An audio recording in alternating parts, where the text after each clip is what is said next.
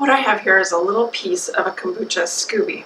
And scooby is a symbiotic culture of bacteria and yeast. And so the larger version looks like that. It's kind of interesting looking, right? So what you can use this for, other than making kombucha tea, which is a really healthy drink, after a while you get extra scooby, and it's nice to find alternative uses for it rather than just throwing away.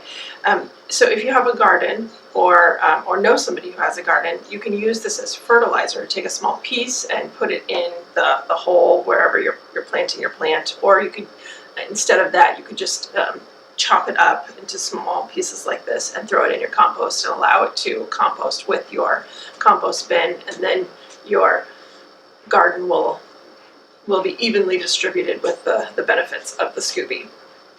Again, or you could kind of use it for individual plants. So that's one other really great way to make use of a scooby in your garden.